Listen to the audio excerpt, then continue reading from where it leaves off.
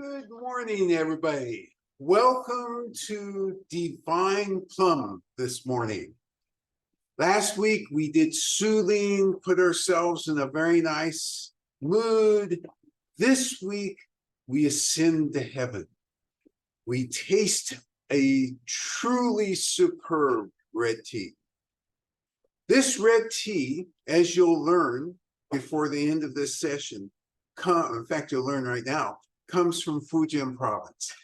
And our particular version of this comes from the Wui Mountains, Tungmuguan. Now, you're going to hear me refer to Tungmuguan several times. So let me spell that for you so you can think about that. It's T-O-N-G-M-U,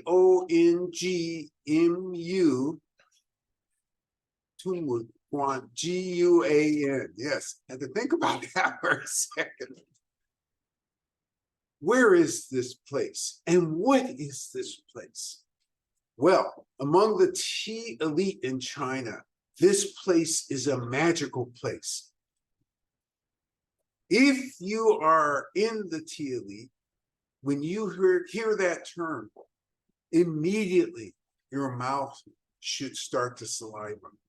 Because you know some of the most famous teas from China come from that area. It's in the Wui Mountains, and it's a particular village in the Wui Mountains. It's a gated village. Most people who are outsiders have a hard time getting in because they really try to control who's within that village. We are allowed to enter because we buy tea.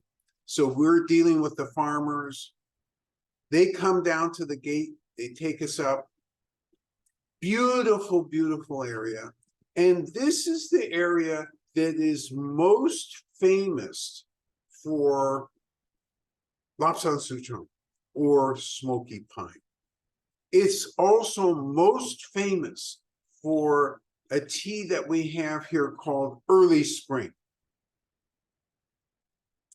And in general, it's most famous for a technique. And this is a technique of making red tea.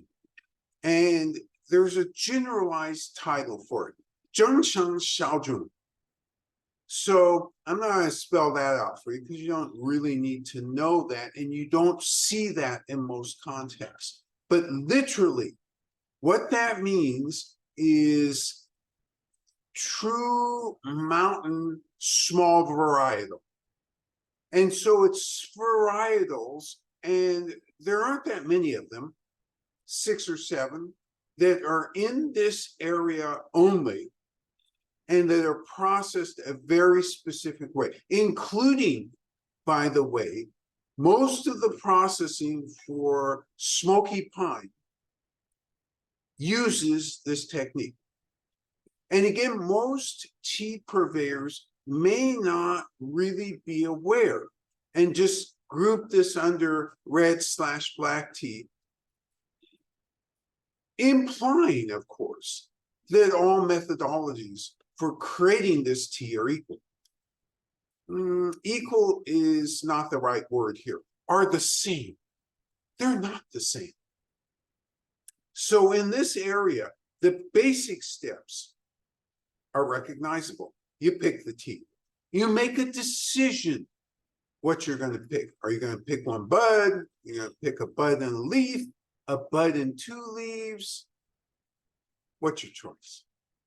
Then you have to make the tea leaves pliable. If they are not pliable, then any further processing that you're trying to do to the tea leaves is going to be a challenge, isn't it? Because the leaves are going to fall apart. As you roll them, whether you're doing it manually or by machine, they'll just fall apart. That's not a good thing. You're not going to get tea that looks like tea if you allow the leaves to fall apart. So they wither enough to reduce the amount of water in the leaf, tea leaf. Some farmers wither to the point they've reduced it by about 40%, some by about 50%, some by about 60%. is there a magic formula? The answer would be no. There's not a magic formula, and they're withering according to experience. They're not withering, generally speaking, with a machine that's measuring the amount of water in the tea leaf. Now, young farmers sometimes will come along with these new gadgets. Oh yeah, okay, 43% withered. And so they're able to tell you that because they've got this little gadget. But I ask you this, are they able to make the best tea? I said young farmer, a starting out farmer, one of these whiz kids from the agricultural university. And the answer is they don't have the depth of experience that the older farmers, the farmers who've been doing it for year after year after year, have accumulated. These older farmers have linked that experience either very consciously or subconsciously to differences in the terroir. And the obvious differences, of course, are weather. But what about where it grows? Which face on the mountainside does it grow? Oh, and going back to weather for a minute, did it snow this particular year? So they have this catalog of experience in their heads that they use, and then they make those judgments to wither. And when they wither to a point where it smells and feels right to them. Kind of looks right too. After withering, what do? They bruise the tea leaves. Bruising the tea leaves, and they call it different things. You know, the roll the tea leaves, but in essence, I'm giving you what the end effect is. The tea leaf, the internal portion of the tea leaf is exposed, and it's exposed because they either rolled it or put it in a machine, and what it does is it releases the internals of the tea leaf to the oxygen in the air. And as soon as you have that oxygen interact with the internals, there's enzymes which change the nature of the flavor of the tea. So that goes on, and that's standard. Every red tea is going to be rolled. That's just part of the process. After rolling, they then actually heat it a little bit. And this is part of what's special for that particular area, Tumuguan area. They heat it a little bit, and then they re-roll, although they don't exactly use that terminology. They call it shaping. And so really what they're trying to do is get a final shape in place. And oh, you know what? I left out a key step. After the first rolling, I got it advanced to all that oxidation, but I forgot to tell you that that oxidation takes time. So they pile the leaves, and that takes anywhere from 6 to 16 hours. And again, every farmer is doing this a little bit differently. They have experience, and they know what they're looking for, and they know what past results have produced. And then they heat it up a little bit to dry it down. And then they actually will do a final shaping, and then they'll do a final baking to get that moisture level to a degree whereby it won't mold. So we're talking about between 4 to 6% moisture left in the leaf. So that's the generalized process. What makes smoky pine different? Smoky pine is different because at the reshaping time, they actually smoke it. And smoking it gives it that intensity. And they smoke at different levels. Very light, medium, and heavy. And our smoky pine is very heavy. Our victory is very light. And then they go ahead and finish out the process. With Divine Plum, why is that so different? Why is that different from Early Spring, which is also belonging to this methodology? Why is it different from Victory, which belongs to this methodology? You have other teas that come from that, 3 or 4 other teas, and they all have different flavors. Everybody who's on the inside will say one single thing, and that is the varietals are different. Terroir is the same, isn't it? But it's the different varietals that make a huge difference. As it turns out, the varietal that does Divine Plum, this is very, very distinctive. And early on, the farmers, and by the way, you're going to ask me, when did this process, the generalized process of Zhengshan Shaojun start? And you can say safely that it's been developed over the last 200 years. So this isn't a brand new process, and yet it's not an age-old process either. So what about this particular varietal for Divine Plum? Is that something that is an ancient tree? The answer is no. This is, as far as anybody can tell, a created varietal, probably hybridized, although it's possible that it was first naturally cultivated or became a cultivar. But the way we understand it is that this was hybridized over time, relatively early, but still, this hasn't been around forever.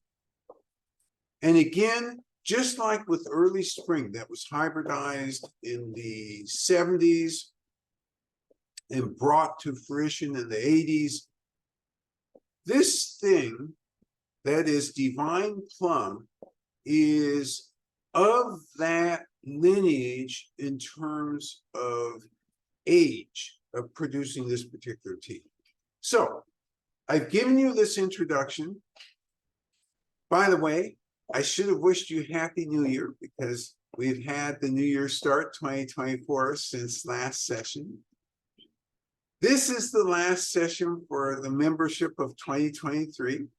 Next week, we'll have the start of new membership 2024. So let's have, rather than talk a lot more about history, let me ask the tea master to go ahead and come up, and she will demonstrate to you how to brew this tea. And if you looked at the instructions carefully, you'll see that there's a step that's not even listed on our website. So this step is important to bring out the best flavor. So it is my great pleasure to bring forth the tea master for Divine Plum. Divine Plum. Hey, good morning, everybody. Yeah. So we do home cha. So in Fujian, 桐木关. So okay. So this section. So this is my style. But in Fujian, I similar. Even smaller. The cup. How we do. Yeah. So John, how can we add? Yeah. So she set up this tableau. At a minimum, you need 2 cups and a strainer. Tray is helpful to contain the water, but it's not a necessity, but you have to have something to contain the water. This setup, aside from size of cup, is exactly identical to how they would do this in Fujian. So heating the cup, you can use any temperature of water between 175 and 212. And you're heating the cup, you're making sure that there are no soap stains on the cup.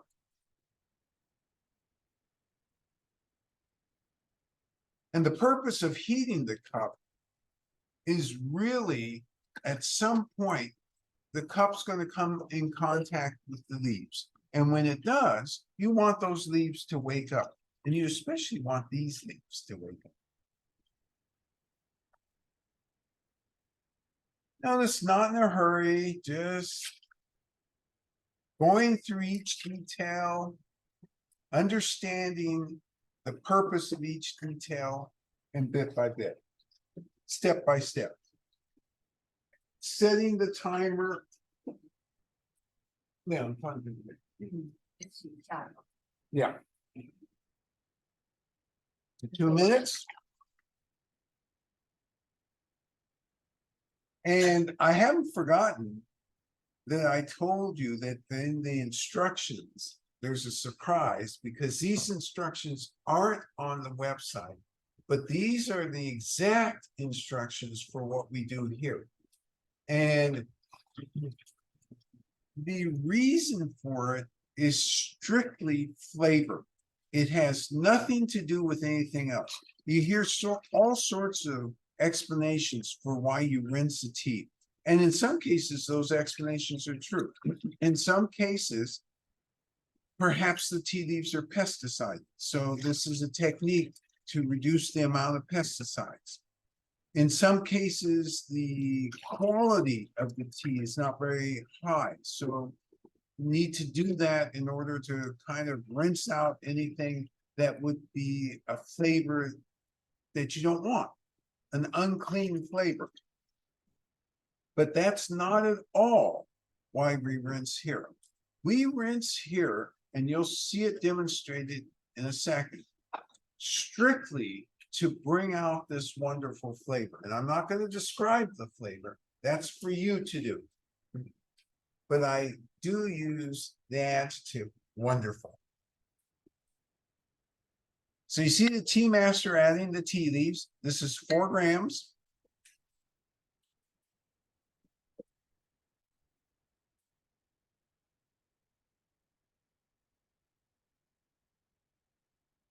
Tea master is simultaneously going to do 2 cups. And just for folks who might not realize, sometimes there's a rinse for fermented teas for an entirely different reason, right? That's correct. The rinse for fermented teas is always, and it's for complete, it has nothing to do with flavor.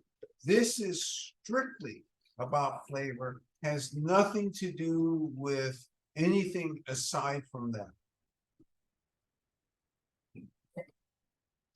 So watch how she does this. Remember, she already put the leaves in the heated cup and pours about 1/5 of the cup worth of water in there. Just covers, and look at how fast that was. That was a 6 to 7 second rinse. And again, what's the difference between a rinse and a not rinse? Well, oh my goodness, I can already smell the difference. The rinse highlights the underlying flavor. And again, I'm not going to give it away. You're going to tell me. And it makes it big. And this is a tea, and this is, I believe, the only tea that we have. And there may be one other where it's done for this reason rather than a reason related to fermented teas. The reason related to fermented teas has to do. 2 minutes. I did. We Second. can gain it. So, I gain.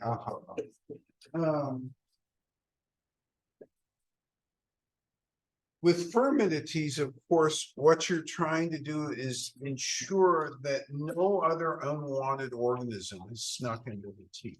And this is really something that the British brought up as a possibility. In China, do they always rinse the fermented teas? And the answer would be no. However, it's good practice here to always do that. Now that's for the fermented teas. That's not for this tea. This is an exception, and it's a highly unusual exception. And this is something that we developed ourselves over the years because we realized, oh my goodness, we can get an even more spectacular, deeper flavor if you do that. Have we experimented with other teas? Would be the question that's on your mind. And the answer is yes, we have experimented with several others, but nothing is like this. And again, what did we say that people in the tea industry would say about this tea? It's because of the particular varietal. This varietal is slow growing. It's a smaller bush. The stems are a little bit thicker. The leaves are a little bit bigger. So that's the physicality of this. Yes. Who had the idea of hybridizing this? The question is, who had the idea of hybridizing it? And so this is always done by, it's not always done.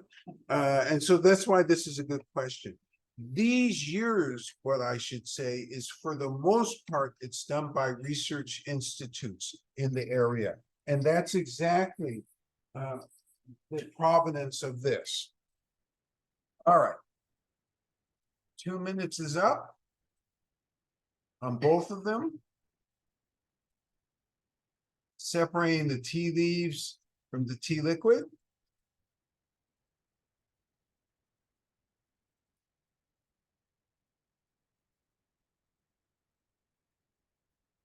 And look at this beautiful color. Isn't this a beautiful color? Kind of amber, real amber, darkish amber. And more importantly, when it's your turn to brew, there's something else you're going to notice. And in fact, even if you just want to start into the quality arena, you're not going to be able to do that because something else is going to grab you. And that is the aroma of these leaves. Goodness, huge aroma. Again, you're going to tell me what it is. All right, let's enter the quality arena. Nice amber. Beautiful, beautiful tea liquid. See a few trichomes, not that many. And I'm going to take a 175-degree sip, coat my tongue, try to ascertain where in my mouth the astringency is. I'm going to pay attention to aftertaste. And then I'm going to pay attention to the energy of the tea. And the energy being defined, by the way, as how you feel after you have tea. So let me do that.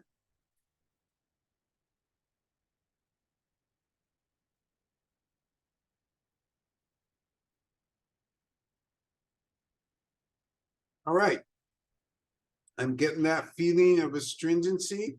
I'm also noting a certain mouthfeel on this. This is a little bit different than some of the other red teas. Got a nice aftertaste.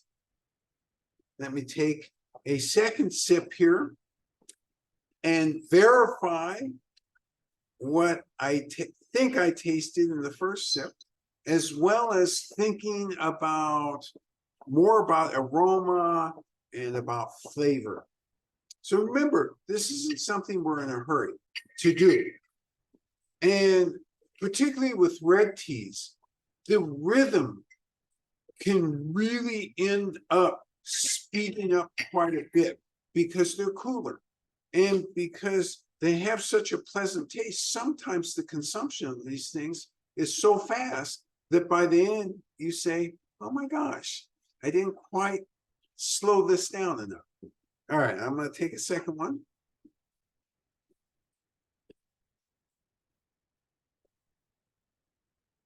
Oh my goodness, even more distinct in terms of the initial impression about mouthfeel, and then very distinct in terms of flavor. So now it's your turn to go ahead and brew this thing. And remember, you're going to use 175-degree water. You're going to set your timers for 2 minutes.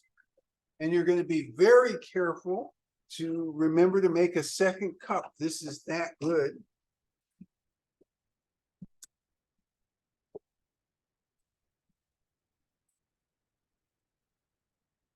First step, of course, is to get your water ready, 175-degree.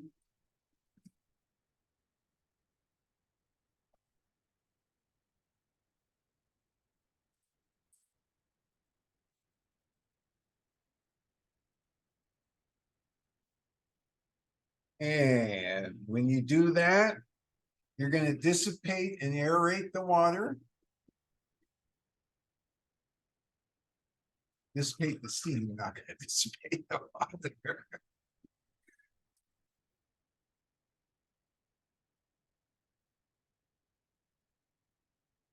So is this tea famous in China? Yes, this tea is very famous in China. And again, it belongs, you know what? Let me back up. Among the tea literati, this is one of the most famous teas in China. Among the people who are casual tea drinkers, no, it's not famous. It's not famous like Dragonwell. But if you are a red tea drinker, or you are a lover of Wuyi Mountain teas, yes, you would absolutely know what this tea was. Add the leaves to the heated cup. You're doing this quick 5-6 second rinse. That is in your instructions, but it's not on the website.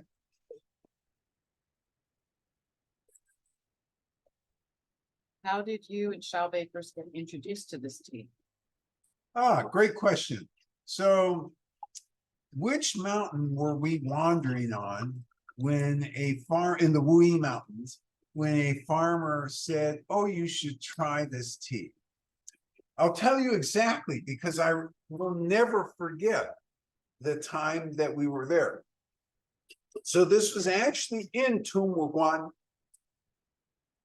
The farmer who introduced us into the farmers in Tungwuguan came with us, and he said, "Oh, I have a friend who's clearing a patch of land and is planting this particular varietal." And so we took this very convoluted trip to this guy's farm, but it was amazing because there were no tea fields around, and he was truly clearing the land and planting this particular varietal. And that's when he talked about the history of this varietal. He actually had some, because in another part of Tungwuguan, he had a farm with this varietal. So this is why he knew how to handle it. And this is, by the way, at the same time we learned about this varietal, we also learned about the incentives for farmers to do this type of work and the rules for farmers to do this. It was an all-around education on that particular, and it was a nice misty morning. So we're out there and watching his crew do this work, talking to him about his experience, asking him, "Is this really land? Did you buy it? Was this leased to you? How long? Were you given money to develop it?" All of these questions that are fascinating to us as we go through the tea fields. So yes, that is the first time that we were introduced to this. And after we had this, we said, we got to get this. Not only do we have to get this, we have to get this particular year's Divine Plum, because year by year, it's always going to be a little different. And subsequently, we've gotten different versions of this. I shouldn't say versions because it's from the same farmer, but versions only insofar as the year is different. And so therefore the terroir behavior was different and the end result was slightly different. This is the top of the pile in terms of this type of tea. And again, this question, let's go back to that question about is this a famous tea? Brief interruption, sorry, on temperature. Is this 170 or 175? Email says 170. Go ahead and use 170, but you can use either. And I realize on the website, I used 175. Either one will work with this. All right, timing, your timer's gone off. And, oh, go ahead. No, apologies for the interruption. Just wanted to take you back to that question about whether this is famous to most people in China. Oh, okay, yes. So again, this question about whether it's famous to most people in China touches on a broader question about this shop. And it also touches on a broader question about Americans and the Chinese tea literati in general. The Chinese tea literati, when we first started thinking about bringing these teas, said to us, nobody in America will buy these. Nobody comes to China as a tea purveyor and buys at this class. This is a class that only people truly immersed in tea in China go after. Because A, availability, not very much. B, price, out of this world. C, lack of experience as to what the real value of this is. Now, you already know us over the years that we're stubborn. And so we stubbornly stuck to this plan. And so the Divine Plum, as good as it is another representative of almost all the teas here in terms of quality and the value of the tea. And this is when the tea literati visited us. They visited us here at the shop, some from Hunan in 2016, some from Fujian in 2017. We had yet another group at the beginning of 2019.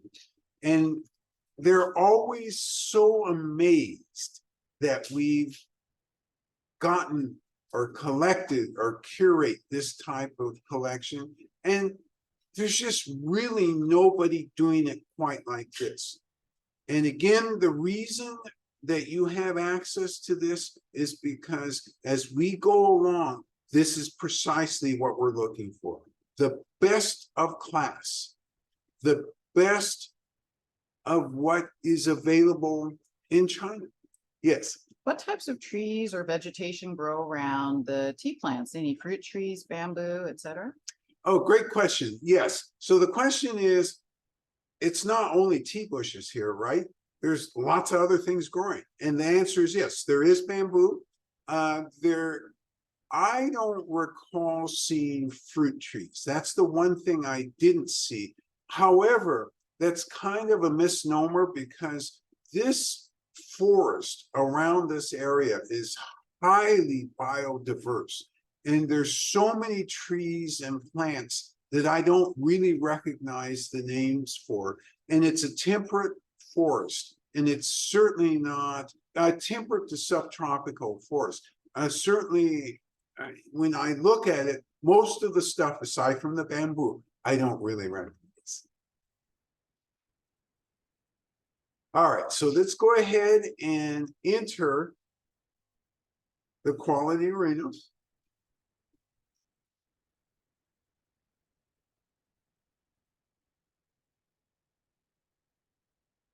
How long for the second and third brews also? Second is 1 minute. Third is 2 minutes.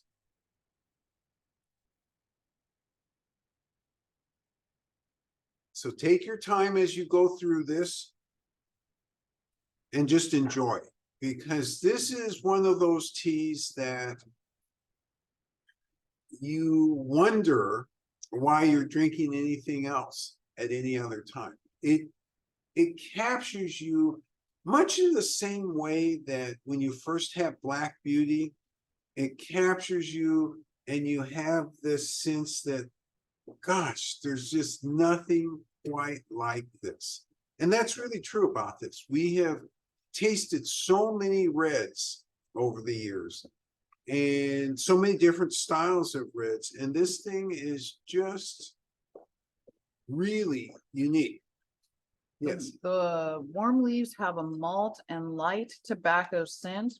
The tea liquor has a bright honey fruit sweet scent. The most of any tea I've had at the shop, strong cider feel on the nose. So Great set of comments. Warm leaves, malt malty, and light tobacco scent. and light tobacco scent. Like that, we're good with that. And then as you're tasting, strong cider, Actually bright honey fruit and sweet scent. bright honey, fruit, and sweet scent. Thank you. And I direct your attention, even though I'm not supposed to do this, lack of self-control, and you're used to that with me. Focus, and all of that commentary was great. Focus on the fruit part of this, because the fruit part of this is simply phenomenal.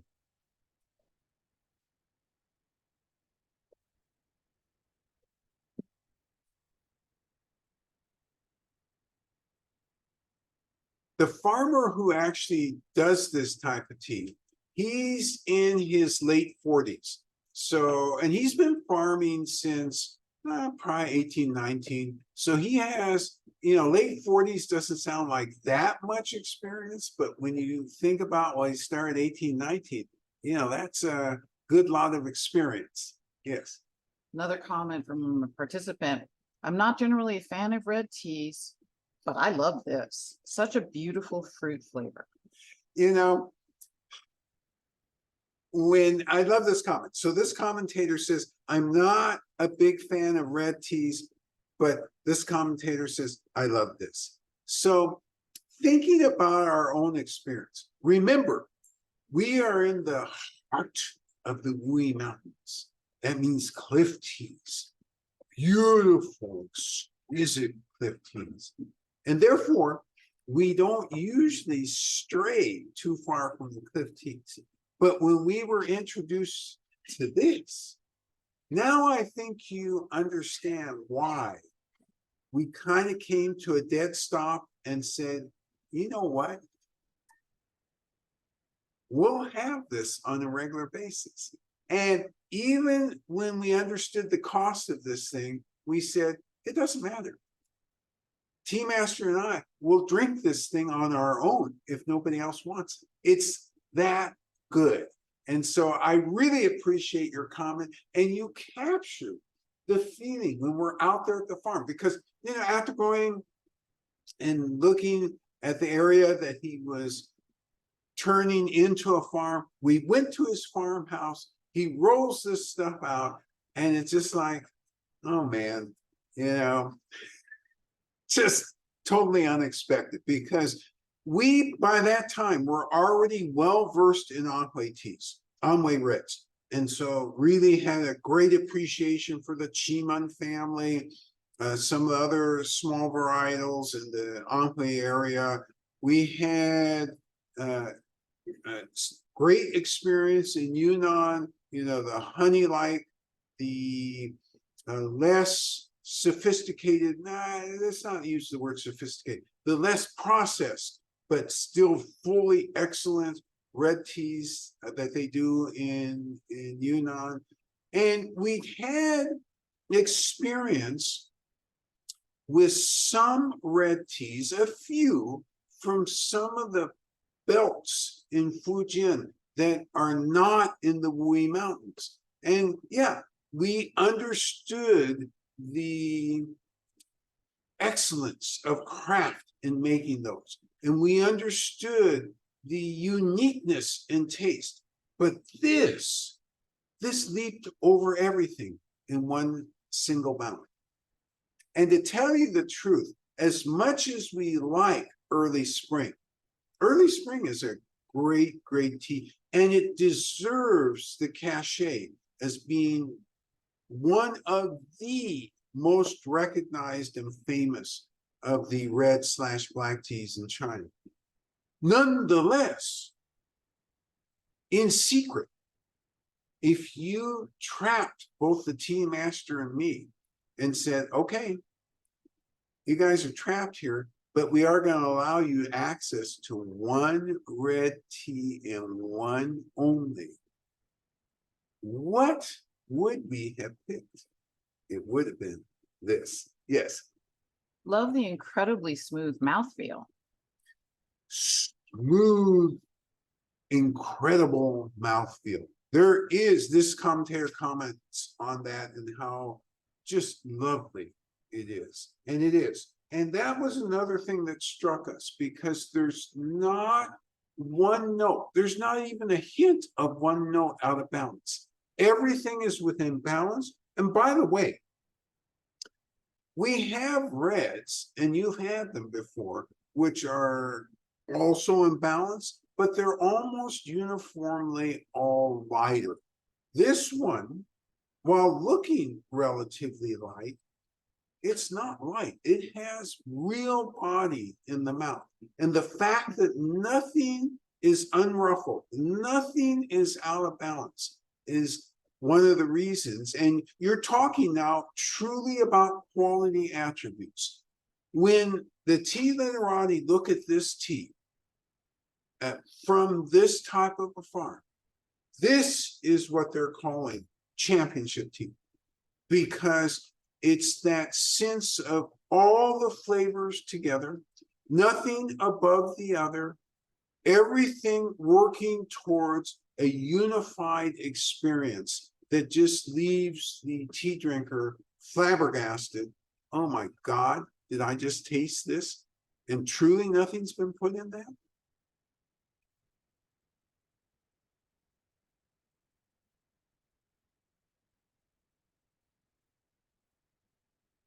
Okay. Go ahead. Another comment, despite its juiciness, I feel the dryness on the top of my tongue. So this is a great comment, because it proves to you that we didn't do a switch and bait, or bait and switch. This is real tea. You feel the dryness. That was the top of the mouth, right? The top of the tongue. Top of the tongue, I'm sorry. Yes, on the top of the tongue. And yet you get that juiciness. So somebody early on, almost one of the first comments, noted a ciderness. And this is something, and remember, before I had you even make this and taste it, I said, slow down. Because this is the type of tea, as good as it is, if you don't put the brakes on, 60 seconds later, what happened? It's an empty cup. How did that happen? It's because this is so incredibly good and easy and juicy, and it almost defies the definition of in the market of what red/black tea is. When you think of what's in the market for red/black tea, you never imagine that something like this is available. Never imagined that it could be this good and that it could stand up with other real championship teas. And that's why we were so excited to end the 2023 year with this one, because we knew how special this is. And we guessed that all of you might enjoy this.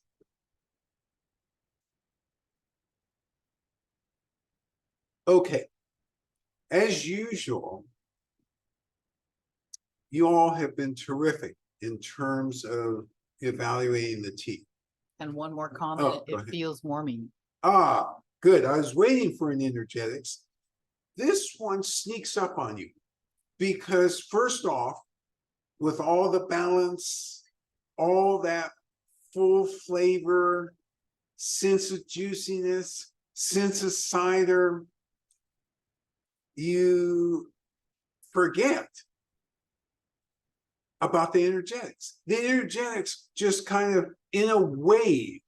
So for me, just like you, a warming. And that warming is wave-like. And it's like you go from whatever you started in, and then as you're drinking, it's like, oh my gosh, I feel this throughout the center of my body. And oh boy, this feels pretty good. Another final comment, love the lingering sweetness in my mouth. This is definitely one of my favorites.